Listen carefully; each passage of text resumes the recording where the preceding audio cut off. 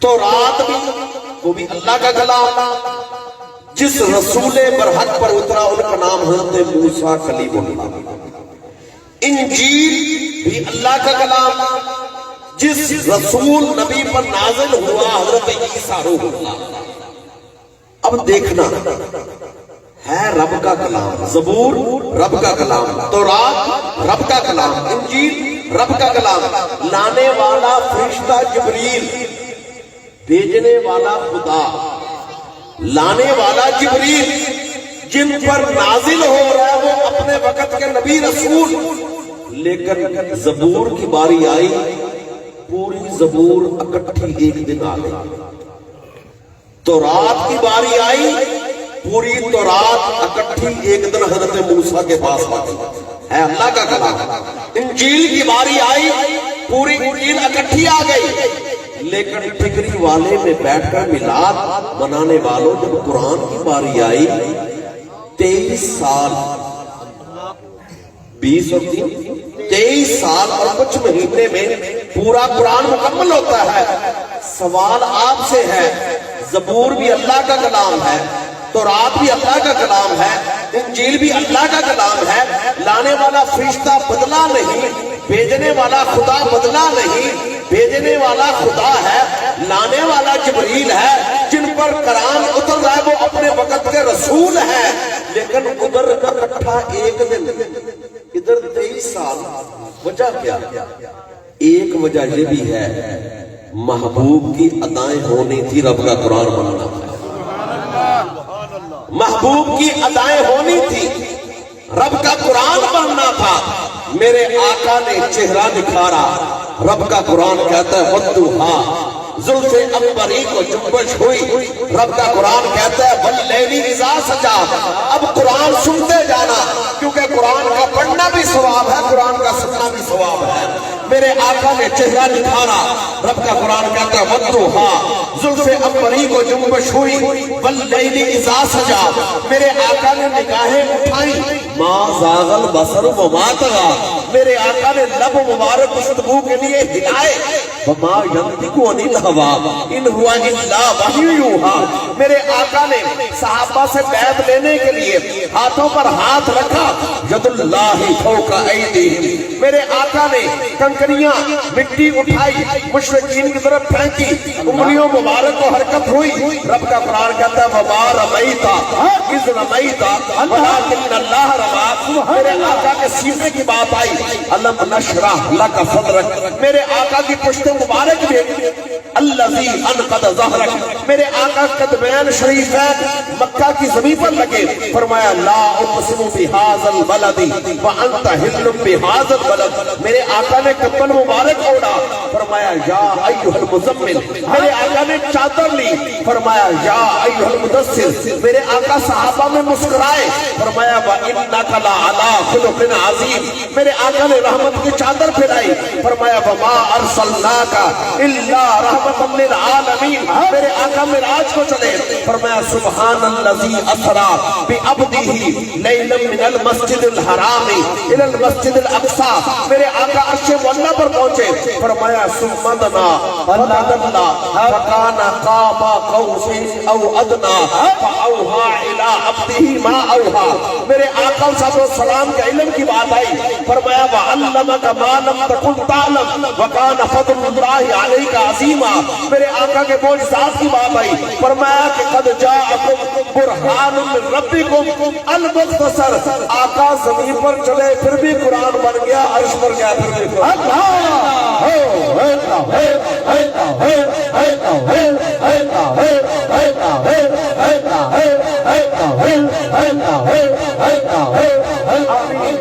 یہ میں نے پورا قرآن نہیں پڑھا، اس لیے کہ وقت اجازت نہیں دیتا۔ یہ میں نے مختلف آیات پڑھ کر بتا دیا کہ زبور اکٹھی کیوں آئی، انجیل اکٹھی کیوں آئی، تورات اکٹھی ہے، تو قرآن کو آنے میں دیر کیوں لگی؟ کیونکہ ادھر ہے حبیب، ادھر ہے کلیم، ادھر ہے حبیب۔ تو حبیب محبوب کی ادائیں رب تعالیٰ نے وہ دیکھنی تھی اور رب کا قرآن اترنا تھا. تو اس لیے یاد رکھیے کہ قرآن کو اگر عشق مصطفیٰ کا شیشہ لگا کر پڑھا جائے تو قرآن کی ایک ایک آیت آقا کی شان میں نظر آتی ہے. اور اس شاعر نے خوب اس نے کہا یا محمد محمد، اونچی آواز سے کہتے ہیں صلی اللہ علیہ وسلم، یا محمد محمد میں کہتا رہا، نور کے موتیوں کی لڑی بن گئی، آیتوں سے ملاتا رہا آیتیں، جو دیکھا تو نہ دیکھا. سبحان اللہ سبحان اللہ. ہو قرآن پڑھنے والا عاشق رسول، اس کو قرآن میں جگہ جگہ پر آقا کی شان نظر آئے گی کہ رب اپنے محبوب سے کس طرح باتیں کرتا ہے، اپنے محبوب کی اداؤں کا کس طرح ذکر فرماتا. دیکھو نا، عام سی مثال، سردیاں آتی ہیں، سردیوں میں چادر اوڑھنے کی ضرورت، امیر ترین ہو اس کو بھی ضرورت پڑتی ہے، غریب ہو اس کو بھی ضرورت پڑتی ہے. امیر بھی چادر اوڑھتا ہے، غریب بھی چادر اوڑھتا ہے، اور تو اور وقت کا بادشاہ، صدر، وزیر چادریں اوڑھتے ہیں. لیکن چادر اوڑھنا ایک معمولی کام تصور کیا جاتا ہے، عام نارمل زندگی کا. اس لیے بادشاہ چادر اوڑھے، اس کی ٹی وی پر پٹی نہیں چلتی، خبر نہیں آتی. امیر بندہ چادر اوڑھے، لوکل اخبار میں بھی خبر نہیں آتی کہ آج فلاں بندے نے چادر اوڑھ لی. لیکن میں بتانے لگا حضور کی شان، حضور کی شان. دنیا کا امیر ترین شخص سونے کی تاروں کی چادر بھی اوڑھے، اس کی خبر کسی لوکل اخبار میں نہ آئے، میرے آقا کالے رنگ کی چادر مبارک اوڑھے، رب کا قرآن بن جائے. اللہ رب کا قرآن بن جائے. کیوں؟ یہ قیامت تک بتایا جائے گا کہ لوگوں تمہاری چادریں اور ہیں، حبیب خدا کی چادر اور ہے. تمہاری چادروں کی نسبت وہ نہیں ہے، میرے حبیب جو چادر اوڑھتے ہیں یہ چادر اوڑھنا اور ہے. اب دیکھیے یہاں پر ایک اور مسئلہ بھی حل ہو گیا کہ نماز، ہم کہتے ہیں نماز پڑھنی چاہیے لیکن عشق رسول میں ڈوب کر. اور علامہ اقبال کا شعر بھی میں اس کے اوپر اکثر پڑھتا ہوں، شوق تیرا گر نہ ہو میری نماز کا امام. یا رسول اللہ صلی اللہ علیہ وسلم، اگر میں آپ کے عشق کے بغیر نماز پڑھوں نا، مجھے نماز میں کچھ جلوہ نظر نہیں آئے گا. حجاب کہتے ہیں پردے کو، رکاوٹ ہو. علامہ صاحب فرماتے ہیں شوق تیرا گر نہ ہو میری نماز کا امام، میرا قیام بھی حجاب، میرا سجود بھی حجاب. نہ مجھے کھڑے ہو کر جلوہ نظر آئے گا، نہ سجدے میں جلوہ نظر آئے گا. علامہ صاحب تو یہ جلوے نظر کہاں آئیں گے؟ حدیث مصطفیٰ بھی سنیے، الصلاۃ معراج المومنین، نماز مومن کی معراج ہے. معراج میں تو پردے اٹھ جاتے ہیں، فاصلے ختم ہو جاتے ہیں، فاصلے سمٹ جاتے ہیں، دوریاں ختم ہو جاتی ہیں. پتا چلا کہ نماز معراج وہ بنتی ہے جو عشق مصطفیٰ میں ڈوب کر پڑی جائے، محبت مصطفیٰ میں ڈوب کر پڑی جائے. تو اب کچھ سننے میں یہ بھی آتا ہے کہ نماز میں حضور آقا صلی اللہ علیہ وسلم کا تصور نہیں آنا چاہیے.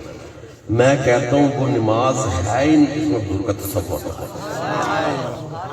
یہ میرا عشق کہتا ہے کہ جس نماز میں حضور کا تصور نہ ہے وہ نماز کیسی؟ اس کی وجہ مثال، جس وقت آپ نے کھڑے ہو کر نماز پڑھنی ہے نا، تو ولدوالین آمین کے بعد سورت اخلاص پڑھیں یا اور صورتیں پڑھیں.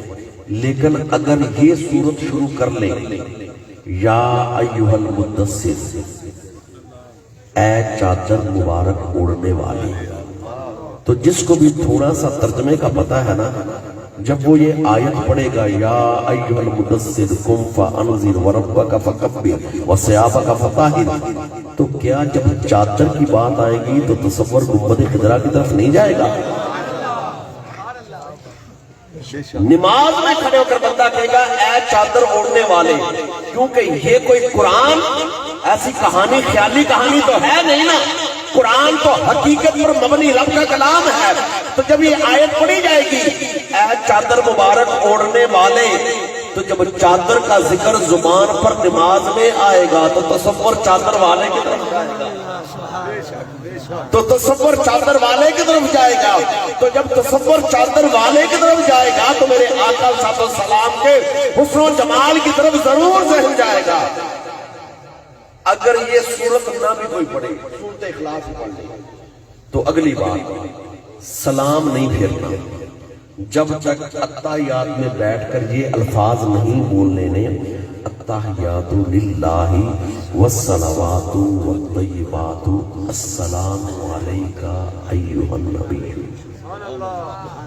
الفاظ کیا ہیں؟ السلام علیکہ ایھا النبی، اور ترجمہ اے نبی، پیارے نبی، آپ پر سلام ہو۔ بھلا بندہ یہ الفاظ بولے اور تصور محمد خضرا کی طرف نہ جائے؟ بندہ یہ الفاظ بولے نماز میں، السلام علیکہ ایھا النبی ورحمۃ اللہ وبرکاتہ، بندہ یہ بولے اور تصور آقا کی طرف نہیں جائے گا۔ آگے چلیے، نماز میں سلام نہیں پھیرنا، ختم نہیں کرنی جب تک یہ نہیں کہہ لینا اللہم صلی علی محمد وعلی آل محمد۔ بھلا یہ اسم پاک زبان پر آئے اور تصور حضور کی طرف نہ جائے؟ نماز میں ایک بار نہیں، پتہ نہیں کتنی بار آقا کی طرف۔ اور یاد رکھیے یہ نکتہ ہمیں حضرت ابو بکر صدیق نے بھی دیا کہ جب یار سامنے آ جائے پھر نماز ادھر دیدار ہوتا ہے۔ میرے آقا صلی اللہ علیہ وسلم نے اپنے آخری ایام مبارک، ظاہری دنیا حیات طیبہ کے آخری ایام مبارک فرمایا کہ ابو بکر مصلی پر کھڑے ہو جاؤ، ایک دفعہ حکم فرمایا لیکن آپ اٹھے نہیں، آنکھوں میں آنسو آ گئے۔ اس کے بعد دوبارہ فرمایا، تیسری بار سرکار کی آواز پاک میں بلندی تھی تو ابو بکر صدیق اٹھے، اٹھ کر مصلی پر آ کر کھڑے تو ہو گئے۔ نقشہ سمجھیے، اگر بالفرض سامنے سمت قبلہ بالفرض تو سرکار کا حجرہ تھا بائیں طرف، یہ ایسا دروازہ تھا اندر کی طرف۔ ابو بکر صدیق جماعت کے لیے کھڑے تو ہو گئے ہیں لیکن آنکھوں کے کونے سے حجرے کے دروازے کی طرف دیکھ رہے ہیں، حجرے کے دروازے کی طرف دیکھ رہے ہیں۔ دوران نماز جماعت کروا رہے ہیں، صحابہ پیچھے ہیں، مقتدی ہیں، سب بنی ہوئی ہیں۔ دوران نماز میرے آقا صلی اللہ علیہ وسلم نے حجرہ مبارک کی دیوار پر ہاتھ رکھ کر جیسے ہی چہرہ مبارک دروازہ مبارک سے باہر طلوع ہوا تو ہوا کیا؟ حضرت ابو بکر صدیق کی پہلے آنکھیں تھیں، پھر آپ نے اپنی گردن بھی ادھر پھیر دی، پھر آپ کا پورا جسم ادھر پھر گیا، پورا جسم ادھر پھر گیا، اور پیچھے جو صحابہ مقتدی تھے انہوں نے بھی ادھر دیکھنا شروع کر دیا، دیدار کرنا شروع کر دیا۔ حدیث پاک میں آتا ہے وَحَاجَ بَعْضُهُمْ إِلَىٰ بَعْضٍ، جس کی توجہ نہیں بھی تھی دوسرے نے کوہنی مار کر اشارہ کیا، دیکھو سرکار کا چہرہ نظر آ گیا۔ نعرہ تکبیر، نعرہ رسالت، نعرہ حیدری، نعرہ غوثیہ۔ دیکھیے ابو بکر صدیق پورا جسم ادھر پھر گیا، صحابہ نے دیدار کرنا شروع کر دیا۔ علماء کہتے ہیں کہ نماز میں آنکھیں پھیرے تو نماز مکروہ ہے، اگر گردن پھرے تو نماز ٹوٹنے کے قریب ہے۔ فتویٰ یہ کہتا ہے اگر نماز میں سینہ سمت قبلہ سے پھر جائے نماز ٹوٹ جاتی ہے، لیکن میرا یہاں پر سوال ہے کہ جہاں شریعت نازل ہو رہی ہے میرے آقا نے کسی کو نہیں کہا کہ نماز دوبارہ پڑھو، کسی کو نہیں کہا، کسی کو نہیں فرمایا نماز دوبارہ پڑھو۔ وجہ کیا ہے؟ وجہ یہ ہے کہ سینہ اگر کعبے سے پھرے غیر کی طرف، کعبے سے پھرے غیر کی طرف تو نماز ٹوٹ جاتی ہے، یہاں کعبے سے پھرا یار کی طرف نماز نہیں ٹوٹی۔ یہاں کعبے سے پھرا، یار کی طرف نماز نہیں ٹوٹی. اور اس لیے حضرت امام احمد رضا خان فاضل بریلوی رحمت اللہ علیہ نے جس وقت اپنے سارے ہندوستان والے جو آپ کے ساتھ عاشق ہے انہوں نے جب حج ادا کر لیا نا تو حضرت امام احمد رضا نے فرمایا حاجیو آؤ شہنشاہ کا روزہ دیکھے. ارے کعبہ تو دیکھ چکے ہو، اب کعبے کا بھی کعبہ. اللہ سبحان سبحان. ادھر نماز ٹوٹی کیوں نہیں؟ اس لیے کہ سامنے اگر کعبہ تھا تو ادھر کعبے کا کعبہ تھا. اور یہ غیر کا جو ہے نا لفظ بہت سے لوگ بولتے ہیں غیر اللہ غیر اللہ. میں تھوڑی سی اس کی وضاحت کر دوں. قرآن میں جہاں جہاں پتھر کے بت، لکڑ کے بت، پیتل کے بت جن کی لوگ پوجا کرتے تھے، قرآن نے ان کو بالکل غیر اللہ کہا ہے، غیر اللہ کہا. اور قرآن انہی کے بارے میں کہتا ہے کہ اگر یہ سارے بھی اکٹھے ہو جائیں تو مکھی کا پر نہیں بنا سکتے. یہ انہی کے بارے میں ہے. لیکن جو ہونا روح اللہ، حضرت عیسیٰ روح اللہ تھے نا، نسبت جڑ گئی ادھر. وہ کھلونا بنائے مٹی کا، پھونک مارے ہوا میں اڑنا شروع ہو جائے. ادھر غیر اللہ مکھی کا پر نہیں بنا سکتا. عیسیٰ روح اللہ مٹی کا کھلونا بنائے، پھونک مارے پرندہ ہوا میں اڑنا شروع کر دے. ان کو کہتے ہیں غیر اللہ، ان کو کہتے ہیں عیسیٰ روح اللہ. اور جو آگ میں بیٹھے آگ نہ جلائے ان کو کہتے ہیں ابراہیم خلیل اللہ. غیر اللہ اور ہے، خلیل اللہ اور ہے. غیر اللہ اور ہے، خلیل اللہ اور ہے. جو آگ میں جن کو جھونک دیا جائے اور آگ بھی ایسی ہو کہ جس کے شعلے اتنے بلند ہو کہ فضا میں اڑنے والا پرندہ بھی گزرے وہ بھی جل کر اس میں گر جائے، لیکن اس میں ابراہیم بیٹھے ہو، نہ کپڑے کو کچھ ہو، نہ جسم مبارک کو کچھ ہو، نہ بال جلیں، تو ان کو کہتے ہیں ابراہیم خلیل اللہ. اور جو اپنے والد محترم کے سامنے لیٹے ہو، چھری تیز ہو، چلائی جائے گلا نہ کٹے، ان کو کہتے ہیں اسماعیل ذبیح اللہ.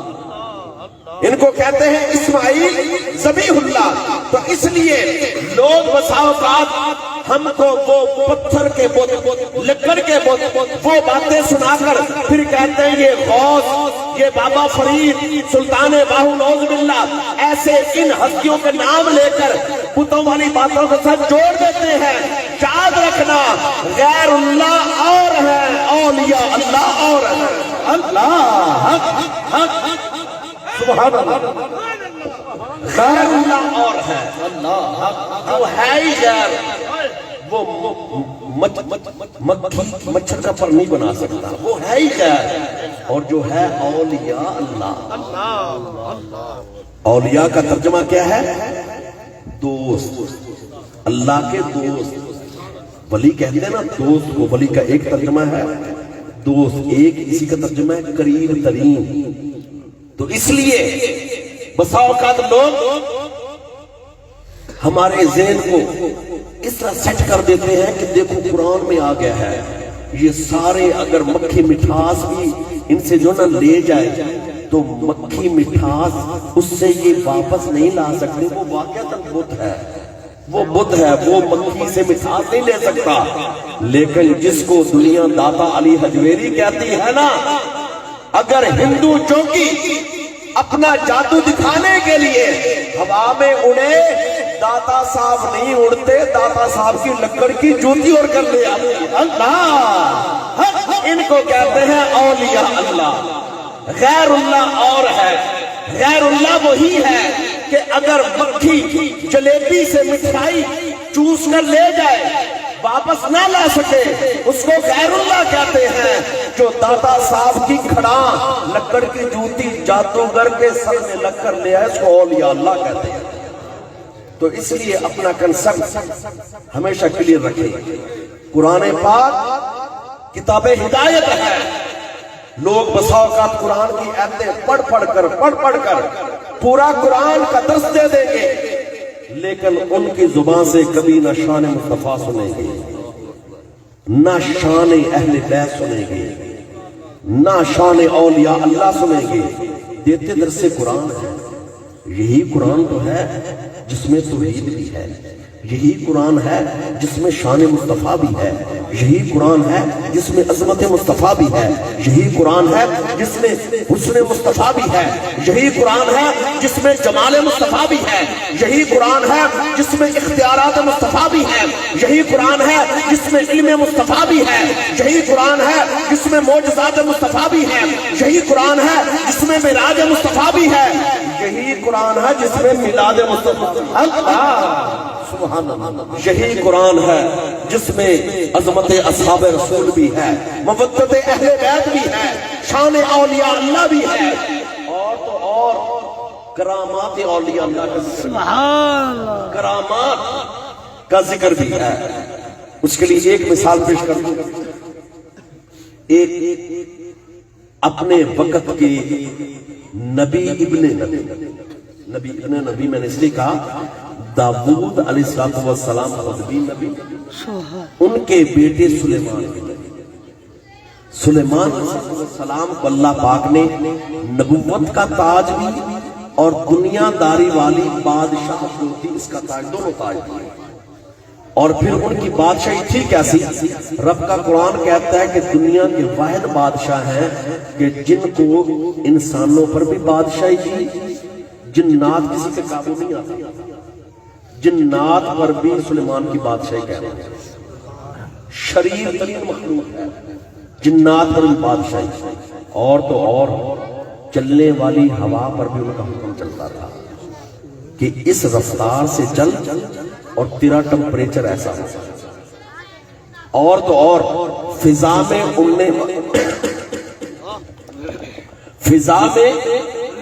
اڑنے والے پرندے، ان پر بھی ان کا حکم چلتا ہے. اللہ نعرہ تکبیر، نعرہ رسالت، نعرہ تحقیق، مل کے نعرہ حیدری، جیوے جیوے ہوتا ہے ہوتا ہے ہوتا ہے ہوتا ہے ہوتا ہے.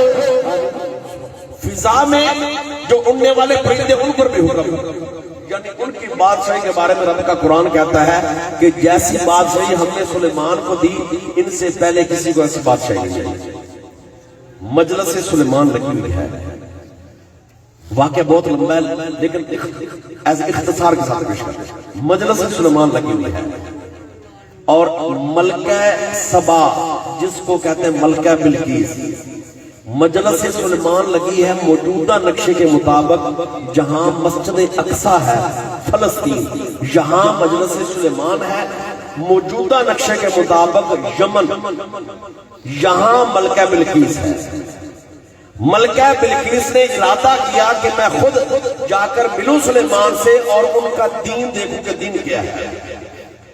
ملکہ بلقیس چلی، جب فلسطین کے قریب پہنچنے والی تھی تو حضرت سلیمان نے فرمایا کہ بلقیس آ رہی ہے اور اس کا ایک قیمتی اور بڑا لمبا چوڑا تخت جس پر دنیا کے ہیرے موتی جواہرات وزنی تخت، وہ اس کے محل میں ہے. کون ہے جو میرے پاس جلدی حاضر کرے؟ ہیں خود نبی ابن نبی، منگوا سکتے تھے لیکن بتانا تھا کہ جب غلاموں کا یہ مقام ہے تو آقا کا کیا مقام ہوگا.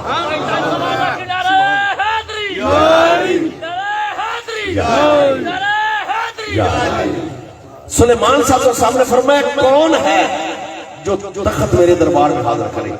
رب کا قرآن اور کوئی حوالہ نہیں. وقال عفریت من الجن، عفریت عربی میں کہتے ہیں جنوں کے سردار کو، جس کو ہم اردو میں کہتے ہیں دیو. وقال عفریت من الجن، جنوں کا سردار اٹھا. اس نے کہا حضرت آپ کی جو گفتگو چل رہی ہے یہ گفتگو ختم ہوگی، مجلس ختم ہو جائے گی، تخت آ جائے گا.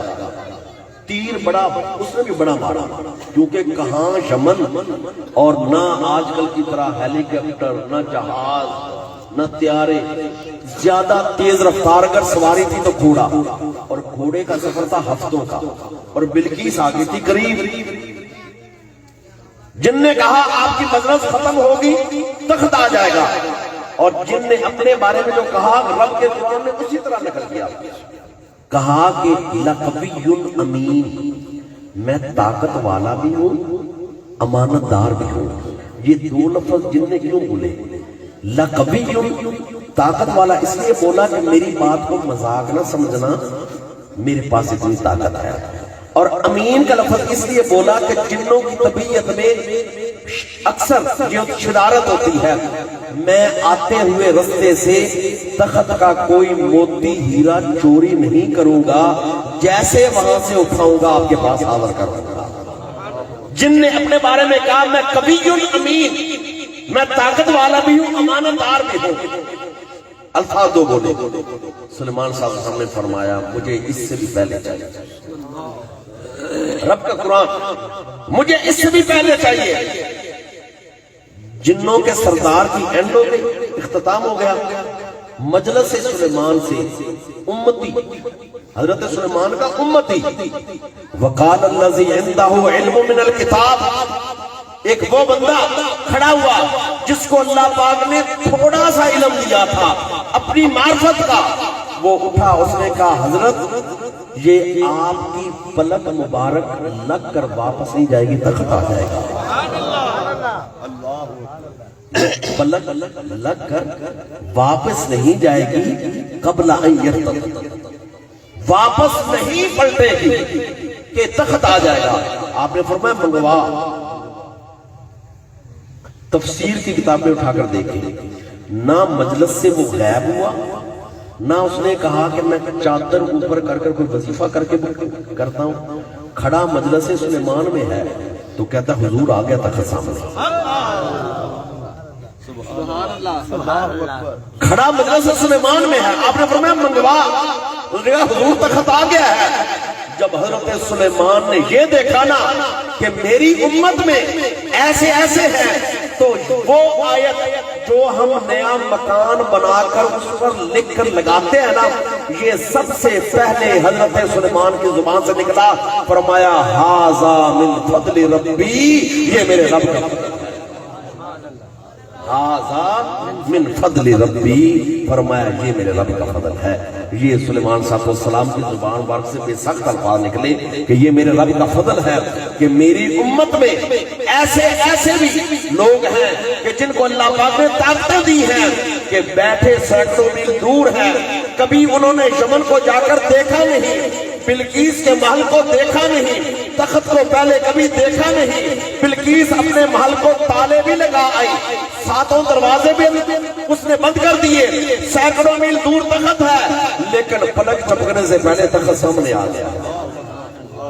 تو اب یہاں پر دیکھنا، جو لوگ اولیاء اللہ کی شانوں کو گھٹانے کے لیے ان کی کرامتوں کا مذاق اڑاتے ہیں نا، میں ان کے لیے جملہ بول رہا ہوں۔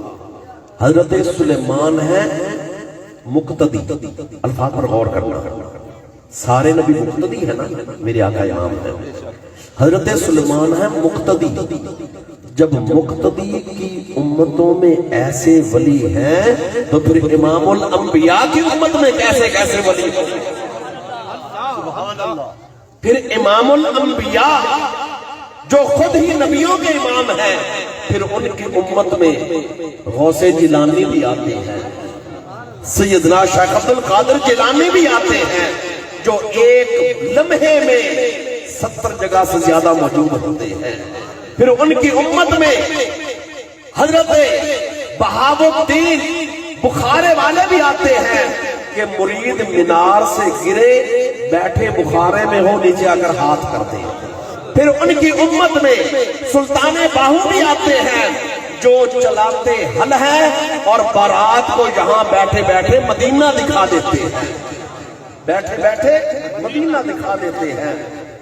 رات کا آخری حصہ تھا، ان وقتوں میں باراتیں جنہوں نے دور جانا ہوتا تھا نا، چاندنی راتوں میں آخری رات کے حصے میں ان کا سفر شروع ہو جاتا تھا، تاکہ اگلی جگہ پر پہنچنا بھی ہے پھر اس کے بعد نکاح ساری وہ کر کے پھر آنا واپس ہے، تو ایک بارات رات کے آخری حصے میں چلی، رستہ پھول گئی، اور سلطان بابو فقیر تھے، درویش بھی تھے، اور ساتھ کھیتی باڑی حل بھی چلاتے تھے۔ تو باراتیوں نے سنا کہ کوئی بندہ جو ایسا حل چلا رہا ٹکو کی آواز آتی ہے، باراتیوں نے کہا کہ بندہ کوئی ہے ادھر۔ باراتی اکٹھے ہو کر گئے اور جا کر کہتے ہیں بابا جی ساڑی برات ہے، رستہ پھول گئے۔ بابا جی کہتے ہیں کتھے جانا ہے؟ کہتے ہیں احمد پور سیال، احمد پور سیال۔ اور یہ جو الفاظ ہے پور کہتے ہیں شہر کو۔ آپ نے فرمایا کہ تسی احمد پور جانا ہے؟ انہوں نے کہا ہاں جی۔ آپ نے فرمایا اکھاں بند کرو، سارے اکھاں بند کیتیاں، اکھاں کھولیاں، سامنے گنبد خضرا نظر آ رہے ہیں، مدینہ طیبہ۔ براتی پریشان ہو گئے، اگر بابا جی اسی تے احمد پور سیال جانا ہے۔ بابا جی کہنا سلطان بابا فرماندے نے پتر میں نے تو ایک احمد پور دا پتہ، دوسرے احمد پور دا پتہ۔ اللہ ہے